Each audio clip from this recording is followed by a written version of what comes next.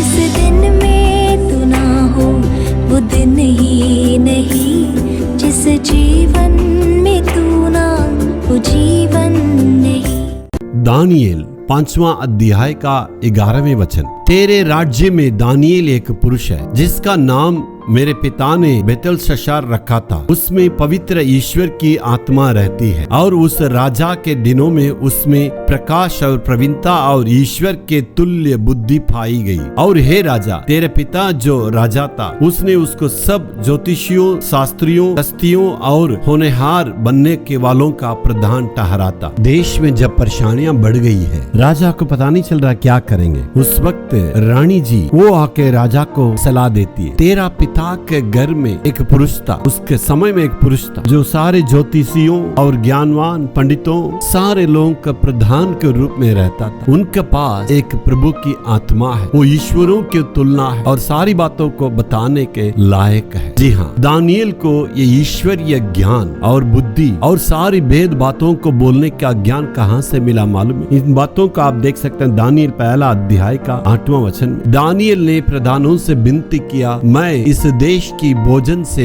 शुद्ध नहीं होना चाहता, मैं अपने आप को शुद्ध रखने के लिए चाहता हूँ, इसलिए मुझे ये खाना नहीं चाहिए। इसका मतलब देश में कुछ भी हो जाए, देश का रहन सहन कुछ भी हो जाए, बदल जाए, लेकिन मैं परमेश्वर के लिए अपनी पवित्रता के लिए कायम रखूंगा और अपनी पवित्रता में स्थिर रहूंगा। मैं बदलने के लिए कभी भी कोशिश नहीं करूंगा। जी हाँ, दानियेल को देखिए कितना शुद्धता के साथ पवित्रता में और जलन रखने वाला। मेरे प्यार, आजकल इतनी जवानी बदल गई है और दुनिया बदलते जा रही, तौर तरीके बदल गए, रास्ताएं बदल गए, संस्कृति बदल गई है। इसके चलते मसीह लोगों के बीच में एक बदलावट धीरे धीरे हो रही है। हमारी पवित्रता में कभी भी हमें समझौता नहीं करना चाहिए, हमारी सच्चाई ताई में और जो है कभी भी हमें समझौता नहीं करना चाहिए। प्रभु के साथ हम भक्ति करने की और तरीका में हमें समझौता नहीं करना चाहिए। दुनिया की जो बातें हैं, ये सारी बातें हमारे जीवन में, हमारे कलीसिया में कभी भी नहीं आना चाहिए। इन सारी बातों में हमें समझौता नहीं करेंगे तो प्रभु, पवित्र प्रभु हमें ज्ञान और बुद्धि से भरेगा। हालेलुया,